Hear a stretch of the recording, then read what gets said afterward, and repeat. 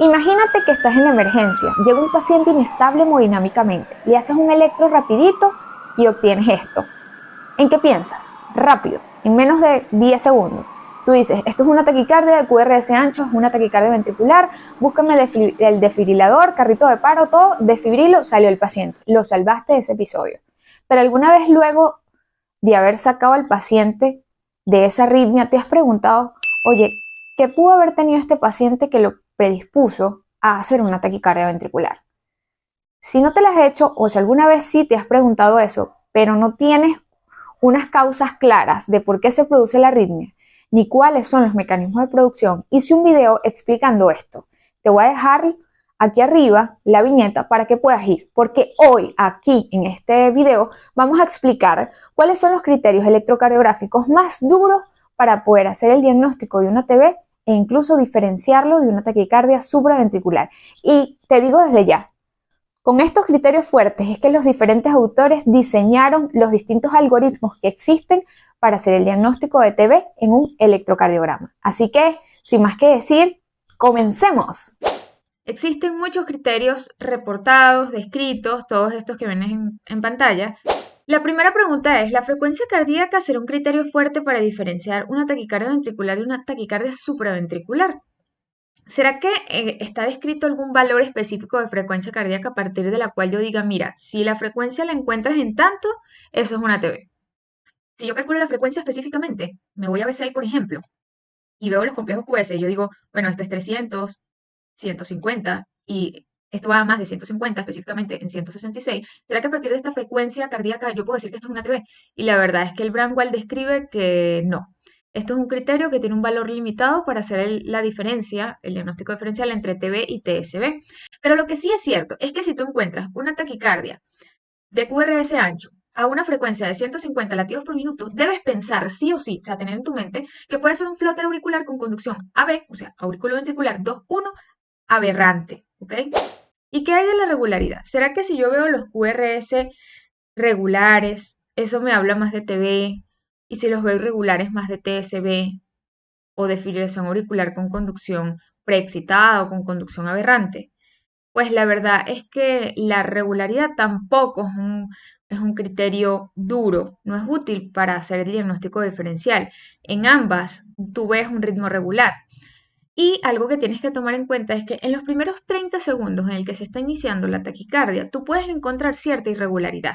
Incluso la morfología de los QRS y de las ondas ST también pueden tener variabilidad, sí, ciertamente.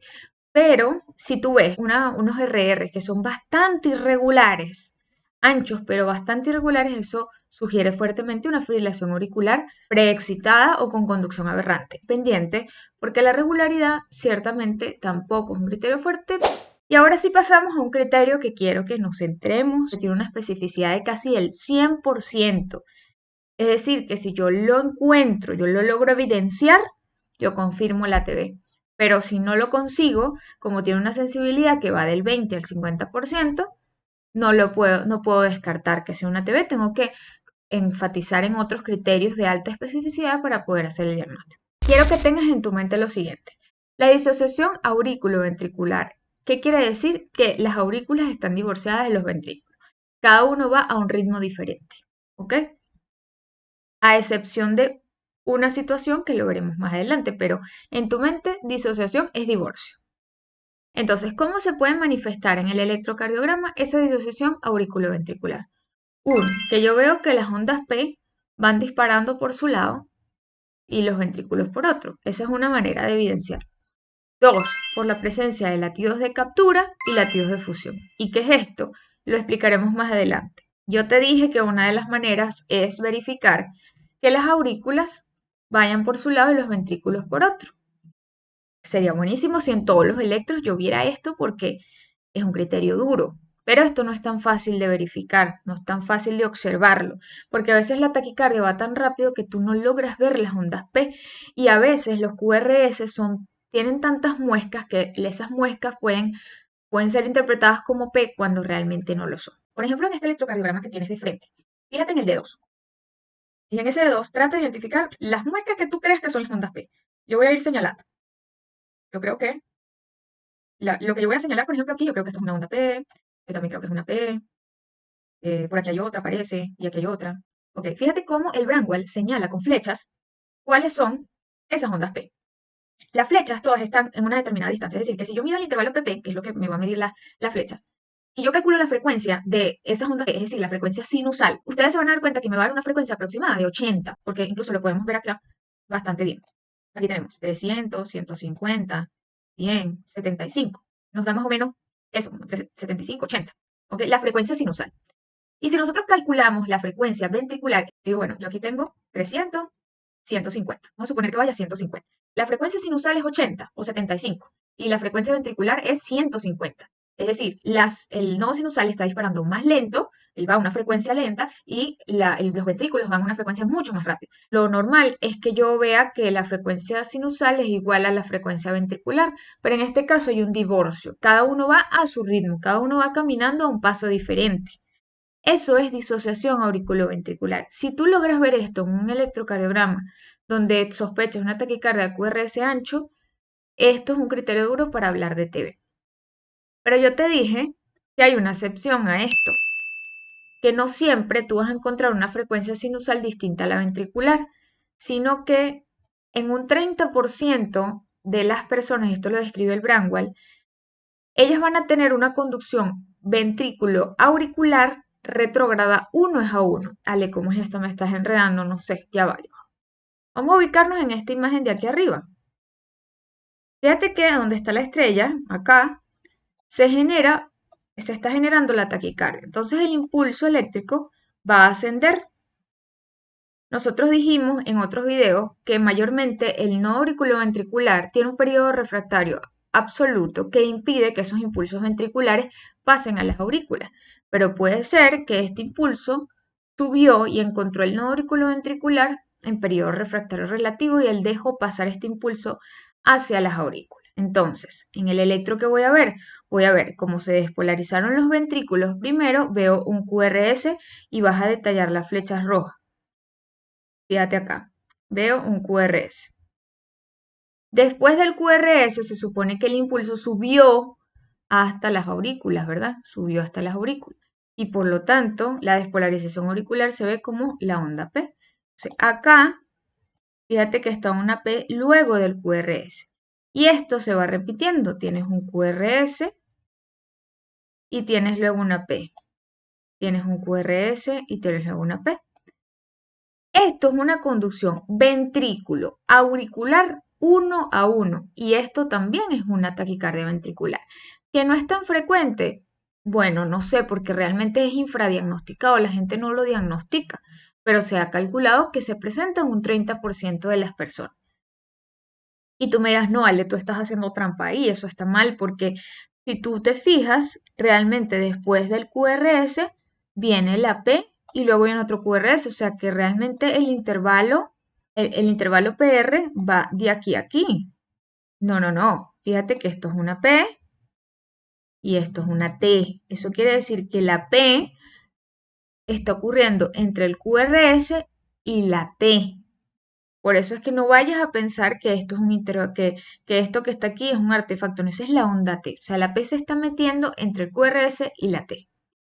Ahora, ya sabemos una manera de identificar que las aurículas y los ventrículos están divorciados, pero existen otras dos. Y están los latidos de captura. ¿Qué es esto? ¿A qué se le llama latidos de captura? Vimos que el nodo sinusal, él empieza a disparar, él sigue disparando a su frecuencia, pues, a 80 latidos, a 75. Entonces, imagina que el nodo sinusal disparó, encontró el nodo AB en periodo refractario relativo y bajó el impulso, ¿verdad?, hacia los ventrículos. Y en este momento que baja hacia los ventrículos, ese tejido también está en periodo refractario relativo y puede despolarizarse. Y es ahí como, en medio de la taquicardia de QRS ancho del ATB, tú vas a encontrar un impulso estrecho. ¿Qué significa esto? Que el nodo sinusal disparó y el miocardio lo capturó ese impulso que bajó. ¿Ok? Si tú tienes un electrocardiograma del paciente de base, o sea, un electro previo, y tú puedes ver la morfología que él tenía de base y es igual a esta, confirmas que es un latido de captura. Ahora, si tú ya sabes cuál es la morfología que tiene esa taquicardia ventricular y de pronto ya sabes cuál es la morfología del QRS de base y de pronto ves esto, que es una morfología de un QRS, que es un híbrido entre la morfología del ATB y del latido de captura, esto es un latido de fusión. ¿Y qué significa? Que al mismo tiempo que la taquicardia ventricular disparó un impulso que estaba ascendiendo, al mismo tiempo el nodo sinusal también disparó uno que comenzó a descender y ambos chocaron. Y como ambos chocan, hacen un latido de fusión. Pasamos a otro que también es un criterio duro, que no siempre se cumple, pero hay que fijarlo en nuestra mente, que es viendo la morfología del QRS.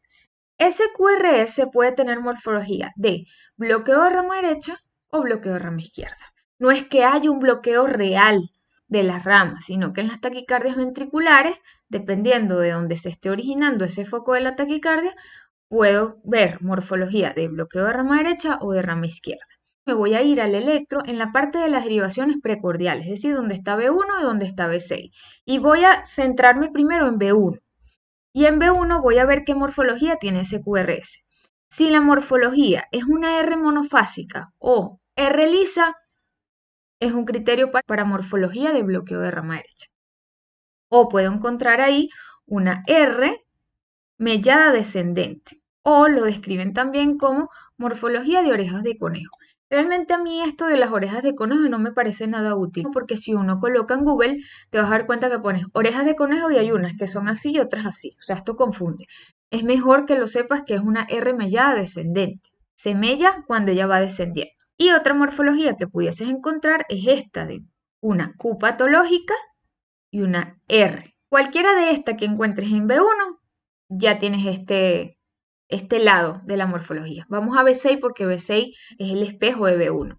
Si en B6, por ejemplo, tú consigues un complejo QS, es sugestivo de TB. O si encuentras un complejo que es R minúscula, S mayúscula, también es sugestivo. Y hay gente que le cuesta grabarse esta morfología. Y realmente no es difícil.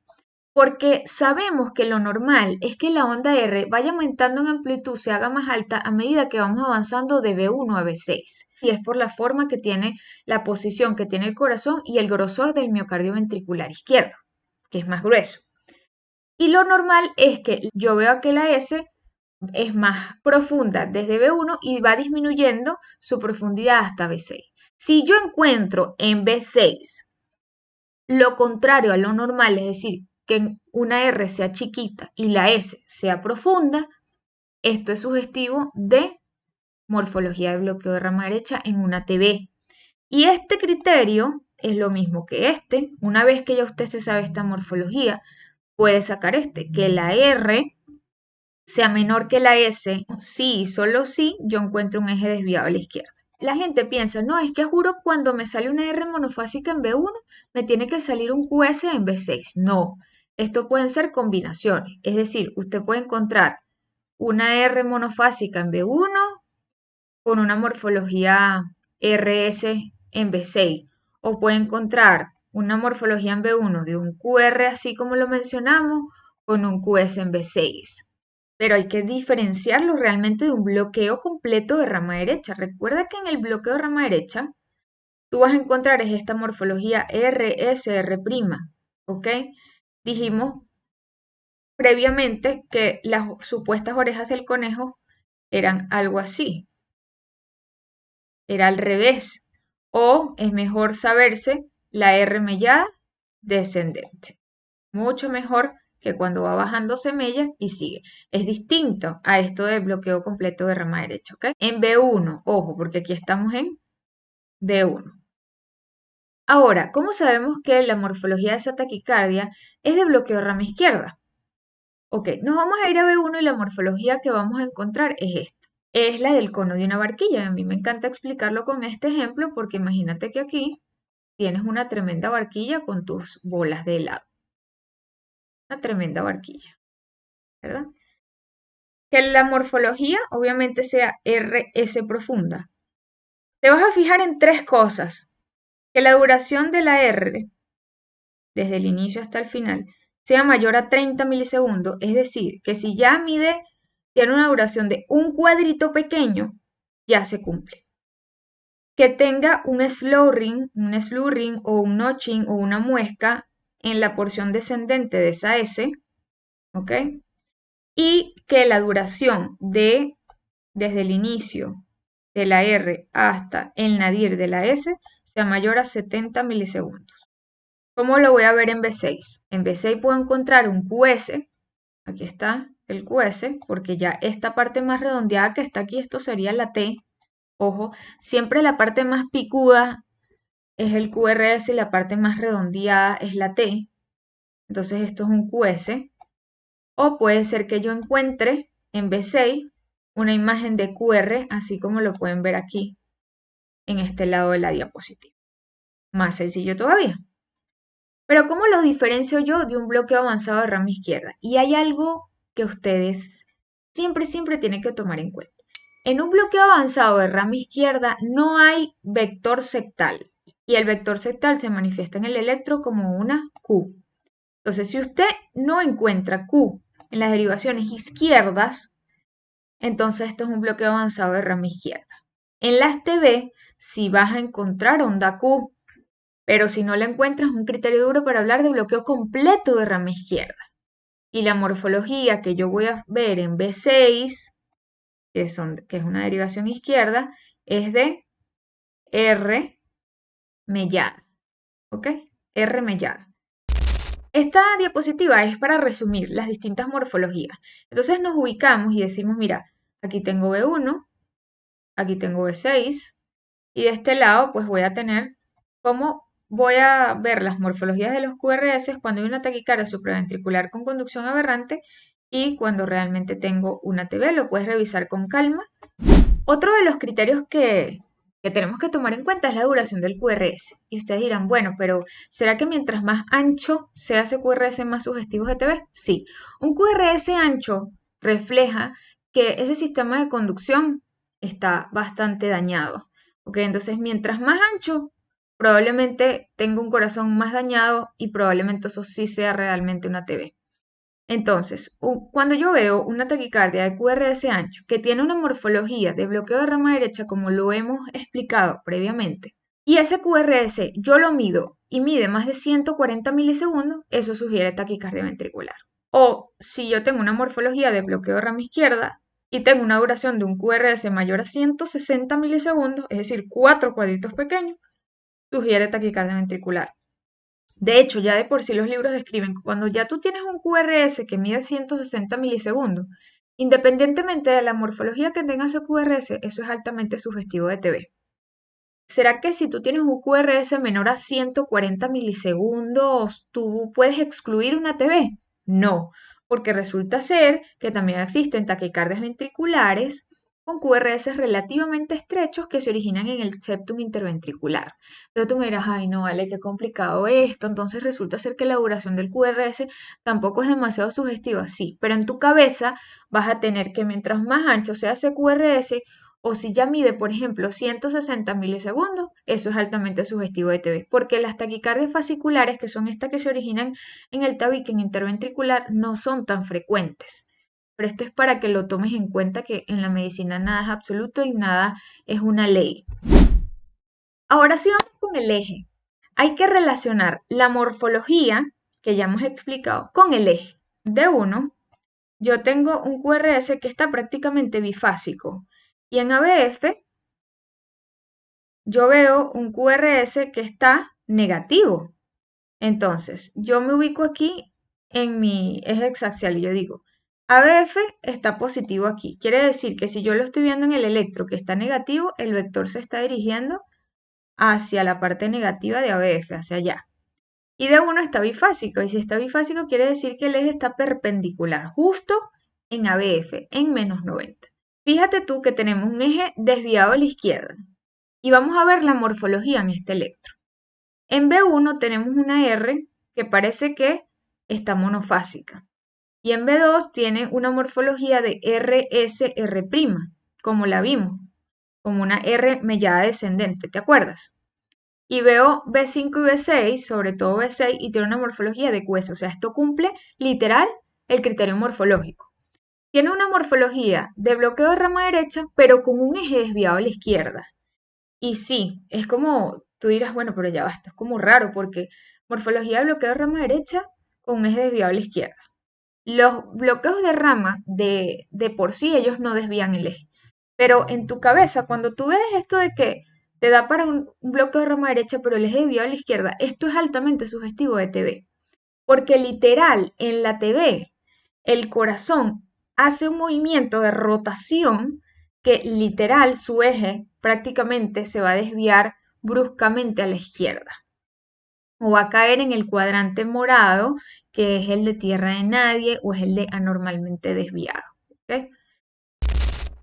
Veamos este ejemplo.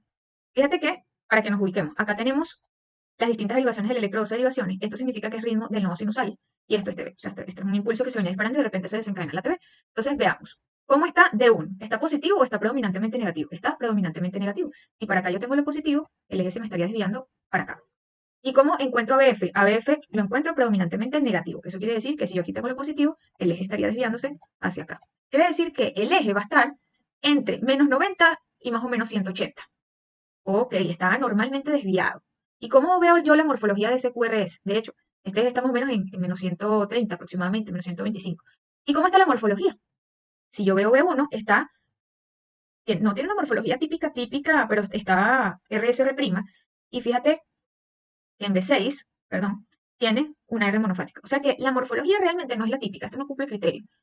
Pero tenemos un eje desviado, anormalmente desviado, y eso es altamente sugestivo. Ahora vamos con este, que es la concordancia del QRS, y esto es muy fácil y la gente se tiende a confundir. Algo que concuerda es algo que coincide, es algo que va a ser similar. Entonces, vamos a ver la polaridad de los complejos QRS en las derivaciones precordiales, de B1 a B6. Y vamos a empezar por este electro. Y yo voy a decir, si cada complejo QRS es predominantemente positivo o negativo. Y yo digo, aquí es predominantemente negativo. Acá igual.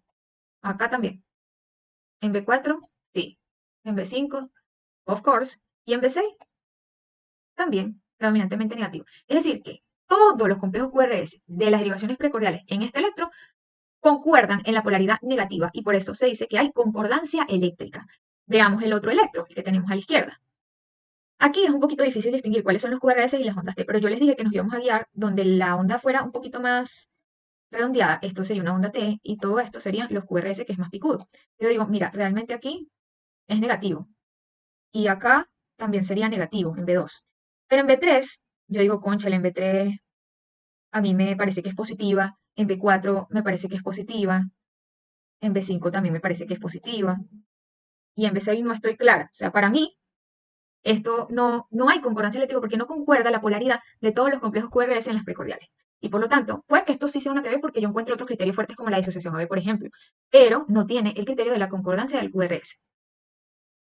Recuerda entonces que cuando coinciden la polaridad de los complejos QRS, eso tiene un peso de 90% de especificidad. Es decir, que si usted lo ve, usted confirma la TV. Bueno, suscríbete al canal, es gratis, no te llevará ni un solo minuto de tu tiempo y además me ayudaría mucho. Así que sin más que decir, chao, chao.